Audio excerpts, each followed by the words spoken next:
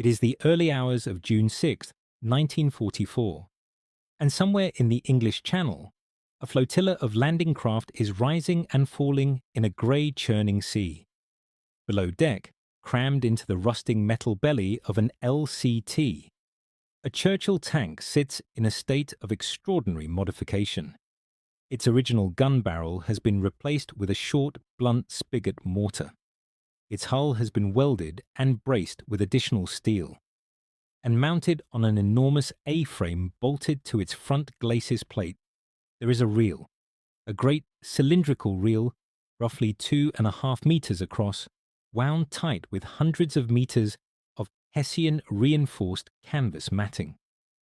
It looks, to anyone unfamiliar with its purpose, like someone has attached a giant bobbin of thread to a 40-ton armored vehicle. It looks absurd. It looks impossible. It is, in fact, one of the most quietly brilliant engineering solutions of the entire Second World War. The tank belongs to the 79th Armored Division. The reel is what the crews call simply the bobbin. And in approximately 4 hours, it will be asked to do something that no amount of armor plating, no volume of firepower, and no quantity of courage could accomplish alone. It will be asked to make the ground behave. The story of the bobbin tank is not the story of a weapon. It carries no shell capable of killing the enemy. It fires nothing. It explodes nothing. What it does, instead, is far more fundamental. It lays a road where no road exists. It makes the impossible passage possible. And on the beaches of Normandy, in the confused, salt-drenched, blood-soaked hours of the Allied invasion, the ability to move across the ground beneath your feet was sometimes the only thing that stood between success and catastrophe. To understand why the British Army needed a tank that unrolled a carpet, you must first understand what happened at Dieppe. On the 19th of August 1942, a force of roughly 6,000 men, predominantly Canadian, attempted a frontal assault on the fortified French port of Dieppe. The operation was a tactical disaster of staggering proportions. Within 10 hours, nearly 60% of the attacking force had been killed, wounded, or taken prisoner. The casualties were appalling. The lessons, however, were invaluable. And amongst the most important lessons learned that day was one that had nothing to do with firepower or tactics or air cover. It had to do with the beach itself. The tanks that landed at Dieppe were Churchill Mark IIIs. They were formidable machines, well armored and reasonably well armed. But the beach at Dieppe was composed of a deep, loose shingle of flintstones, each roughly the size of a man's fist. The tracks of the Churchill tanks could not grip it. The vehicles bellied out, sank into the shifting surface, and became immobile. Of the 29 tanks that actually made it ashore at Dieppe, only a handful managed to cross the beach and climb the seawall. The rest were stranded, their engines screaming, their tracks churning uselessly through the stones. German gunners picked them apart at leisure. The lesson was brutally clear. A heavily armored fighting vehicle is only as useful as its ability to move. And if the ground beneath it cannot support it, all of its guns and all of its armor become irrelevant.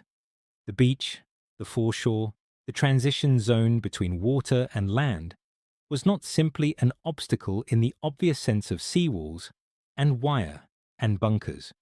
It was an obstacle in a far more fundamental sense. The ground itself was the enemy. This was not a new problem in warfare. Engineers had grappled with the challenge of moving heavy vehicles across soft ground since the earliest days of mechanized warfare in the First World War. Tanks had regularly bogged in the mud of Flanders. Lorries and artillery pieces had sunk to their axles in the churned earth around Passchendaele. Solutions had existed. Fascines, great bundles of brushwood lashed together and dropped into ditches to form crossings, had been used since antiquity. Corduroy roads of timber laid across boggy ground had served armies for centuries. But these methods were slow, labor-intensive, and impossible to deploy under fire on a contested beach. What was needed was a system that a single vehicle could carry and deploy under fire in a matter of seconds rather than hours, and which could support not just its own weight, but the weight of the dozens of lorries, half-tracks, Bren carriers, and artillery pieces that would need to follow it ashore. The loads involved were extraordinary. A Churchill tank weighed approximately 40 tons. A heavily laden 3-ton lorry, once you accounted for its full cargo, fuel, and crew, could push the ground loading in soft soil to a level where even a few centimeters of sinkage would become catastrophic. A beach that looked firm enough to support a man walking across it could devour a lorry in seconds. The solution that emerged from the workshops and testing grounds of the experimental bridging establishment at Christchurch in Dorset was, in hindsight, almost comically straightforward. If the ground is too soft to support the weight of a vehicle, then the weight of the vehicle must be spread across a larger area. And the most efficient way to do that, under the specific conditions of an assault landing, was to lay a continuous mat of reinforced material across the surface in front of the advancing vehicle, creating an instant, temporary road. The genius of what would become the bobbin lay in the method of deployment. Earlier experiments with ground matting had involved pre-positioned sections of material that had to be carried ashore by hand and laid manually, a process that was simply not viable under fire. The bobbin dispensed with all of that. The mat was wound onto a large steel drum mounted on a robust A-frame attached to the front of a modified Churchill AVRE, the Armoured Vehicle Royal Engineers. As the tank drove forward, its own weight and momentum paid out the mat continuously from the reel, laying it flat beneath the tracks and immediately behind the vehicle, creating a firm surface that subsequent vehicles could then use. The mat itself was a carefully engineered piece of textile technology. It was woven from Hessian canvas, a coarse, robust material derived from jute, similar to the fabric used in heavy-duty sacking. But raw canvas alone was insufficient. Under the weight of a 40-ton tank, loose woven fabric would simply be driven into the soft surface beneath it, offering little real support. The solution was to reinforce the canvas with a lattice of tubular steel rods, running at intervals across the width of the mat and woven through the Hessian in such a way that the whole assembly behaved less like a flexible blanket and more like a rigid, continuous slab. The weight of any vehicle crossing the mat was thus distributed across multiple steel rods simultaneously, spreading the load across a far greater area of ground than the vehicle's tracks or wheels alone could manage. The dimensions of a standard bobbin mat were approximately 2.5 meters, or roughly 9 feet, in width, and the reel carried enough material to cover approximately 60 to 100 meters of ground in a single deployment, depending on the specific variant used. The loaded reel weighed in the region of 5 tons. Added to the 40-ton weight of the Churchill AVR itself, this brought the total vehicle weight to something approaching 45 tons, a considerable burden that placed its own demands on the landing craft and the beach gradients involved. The A-frame mounting was braced to absorb the stresses of deployment and, crucially, was designed so that once the mat was fully paid out, the empty drum could be jettisoned, freeing the tank to operate without the encumbrance of the now redundant frame. The Churchill AVRE itself was the product of a separate engineering program. Based on the hull of the Churchill Mark 3 or 4, the AVRE had had its main armament removed and replaced with a petard spigot mortar capable of lobbing a 40-kilogram projectile, affectionately known as the flying dustbin, against concrete fortifications at close range. The vehicle was crewed by engineers rather than gunners, reflecting its role as a platform for combat engineering, rather than direct fire combat. It was this combination of robust engineering vehicle and deployable ground matting that made the bobbin possible. No lighter vehicle could have carried the weight of the loaded reel. no less robust vehicle could have driven forward across an unknown beach surface with sufficient confidence to guarantee the MAT's deployment. The development was overseen within the 79th Armored Division, the extraordinary formation assembled under Major General Percy Hobart in April 1943. Hobart, a brilliant and deeply difficult man who had been invalided out of the army in 1940 and discovered by Winston Churchill serving as a corporal in the Home Guard, was charged with developing the range of specialized armored vehicles that would be needed for the coming invasion of Europe. His division became the repository for every unusual, every experimental, every seemingly bizarre solution to the problems of assault landing. The DD tanks that could swim ashore, the crab flail tanks that could beat paths through minefields, the crocodile flame-throwing tanks, the arc-bridging vehicles, and the bobbin carpet layers. Together, the press and the soldiers who encountered them called them Hobart's Funnies. The name captured something real. They did look funny. They were also, repeatedly, life-saving. If you are finding this interesting, a quick subscribe helps more than you know. The first large-scale operational test of the bobbin came on the morning of the 6th of June 1944, on the beaches of Normandy. The 79th Armoured Division's specialised vehicles were allocated to the British and Canadian sectors. At Sword Beach, the easternmost of the 5 Allied landing zones, the bobbin tanks of the 77th and 79th Assault Squadrons, Royal Engineers, went ashore in the first wave alongside DD tanks and flail crabs. The conditions they encountered were, in some respects, worse than the planners had anticipated. The beach at Sword incorporated a band of soft, wet sand overlying a layer of peat and clay that proved treacherously unstable under vehicle weight. Initial reconnaissance and intelligence had identified this hazard, but the actual extent of the problem only became clear as the first vehicles attempted to move inland. The accounts of witnesses and participants convey a scene of controlled chaos. Vehicles bog, men shout, engines scream, and through this confusion, the bobbin tanks move forward, paying out their canvas and steel roads behind them. The surviving reports from AVRE squadron commanders describe mat-laying operations conducted under small arms fire and the intermittent thunder of German artillery, with crews working in some instances under direct observation from enemy positions in the dunes. The mats went down. The vehicles followed. In at least one documented instance at Sword, a soft patch of beach that had immobilized a wheeled vehicle within minutes was subsequently crossed successfully by lorries following the bobbin mat, the canvas and steel rods, providing sufficient load spreading to prevent the sinkage that would otherwise have halted the advance entirely. Precise casualty and operational records for individual bobbin deployments on D-Day are incomplete.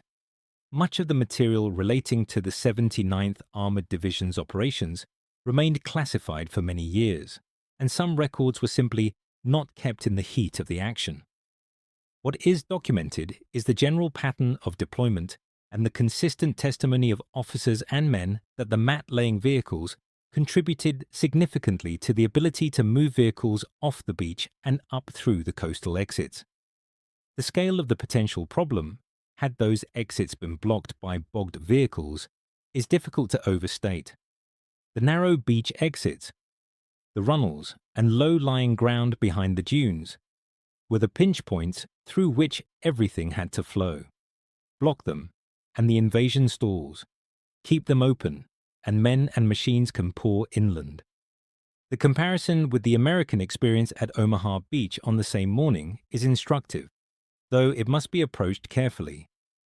The Americans had been offered Hobart's Funnies. General Omar Bradley had, after consideration, declined most of the specialized AVRE variants, including the bobbin, the crab, and the various bridge-laying options, choosing to rely instead on conventional assault tactics and unmodified tanks. He accepted only the DD swimming tanks, and even those were launched in conditions that proved catastrophic, with the majority of the DD Shermans allocated to the Omaha assault sinking before they reached the shore. At Omaha, the beach itself, composed of coarse sand over firm sand, was not the same clay and peat nightmare as portions of Sword, and direct comparison is therefore complicated. But the absence of specialized engineering vehicles at Omaha was felt acutely. Tanks bogged. Exits were blocked. The human cost was devastating. The German forces had no direct equivalent to the bobbin. German assault engineering had invested heavily in different solutions to the problem of obstacle crossing, most notably the Brückenleger bridge-laying variants on Panzer chassis. The Wehrmacht's engineering doctrine was oriented primarily towards river crossing and anti-tank ditch bridging, reflecting the nature of the offensive operations Germany had been conducting across the European continent. The specific challenge of contested beach assault, with its soft foreshore and narrow exits under fire, was simply not a scenario that German engineers had needed to solve in the same systematic way. Germany had no realistic prospect of conducting major amphibious assaults by 1943, and its engineering vehicle development reflected that reality. The Americans, following the lessons of the Pacific and the North African campaigns, had developed their own approaches to soft ground mobility, most notably the use of pierced steel planking, the interlocking perforated steel matting known as Marston mat, which had been used extensively to construct temporary airfields on Pacific Islands. Marston mat was effective and remarkably versatile, but it shared the fundamental limitation of all pre-positioned matting systems. It had to be carried ashore and laid by hand. Under fire, on a contested beach, that was a task of extraordinary danger. The bobbin, by carrying its mat to the point of need aboard an armored vehicle and deploying it automatically through the vehicle's forward movement, solved a problem that Marston mat, for all its utility, could not. There were limitations to the bobbin's design that its crews knew well. The mat could only be laid in the direction of travel, which meant that a vehicle that needed to turn sharply would leave a curved or angled mat that subsequent vehicles might find difficult to follow. The steel rods, while effective at distributing loads under the specific conditions for which the mat was designed, could be displaced or buckled by the action of repeated heavy vehicle crossings, reducing their effectiveness after the first wave of traffic had passed. The mat itself, once laid, was difficult to recover and was generally left in place as a semi-permanent fixture. In some cases, the canvas rotted quickly in wet conditions, and the steel rods were subsequently recovered by local inhabitants for other uses. The legacy of the bobbin mat extends beyond its specific tactical contribution on D-Day. The underlying principle, the use of a vehicle-mounted deployable surface to create trafficable routes across otherwise impassable ground, informed subsequent development of ground reinforcement systems in the post-war period. Modern military mat-laying systems, including the various geotextile and aluminium panel systems used by contemporary engineering forces, trace their conceptual lineage back to the same basic insight that drove the development of the bobbin. The specific technology has evolved almost beyond recognition. The principle has not. The bobbin was never glamorous. It was never the vehicle that soldiers told dramatic stories about, at least not in the way that the DD tanks or the crocodile flamethrowers generated accounts. It did its work quietly, invisibly almost, laying a strip of canvas and steel across the ground, and then rolling forward to lay more. But consider what happened in those cases where it worked. A lorry carrying medical supplies reaches a casualty clearing station rather than sinking to its axles on the beach. An anti-tank gun gets off the foreshore and into position before German armor counterattacks. A company of infantry, following a track established by the mat, moves inland rather than clustering on an exposed beach under fire. None of these moments are recorded as a bobbin saving. They appear in no single column of any document. But they happened, and they happened because the ground beneath the wheels held firm. The vehicles themselves mostly did not survive the war in usable condition. The rough treatment of combat operations, combined with the stripping of many specialized AVRE variants for parts as the campaign in Northwest Europe progressed, meant that relatively few bobbin-equipped Churchills survived into the post-war period. Several Churchill AVREs in various configurations are preserved at the Tank Museum at Bovington in Dorset, where the depth and seriousness of the museum's collection makes it the preeminent destination for anyone seeking to understand the full range of British armoured vehicle development in the Second World War.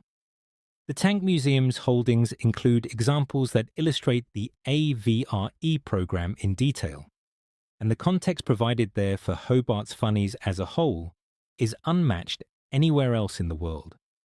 An example of a Churchill AVRE can also be found at the D-Day Story Museum in Portsmouth, where it is displayed in the context of the broader Overlord operation. Consider what was achieved, measured only in its barest terms. A reel of Hessian canvas, reinforced with steel rods and wound onto a drum mounted to the front of a tank, capable of creating a temporary road across ground that would otherwise swallow lorries whole. The technology involved was, by the standards of 1944, not sophisticated. No exotic materials were required, no complex electronics, no advanced metallurgy, no specialized fuels or exotic propellants. Hessian canvas, steel tube, a robust A-frame of welded steel.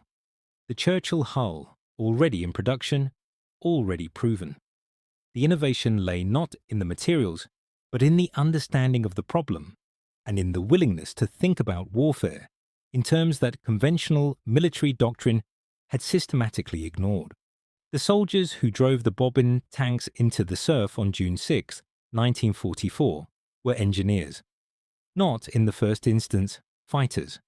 Men trained to look at the physical world and identify what needed to be changed about it in order for other men to survive.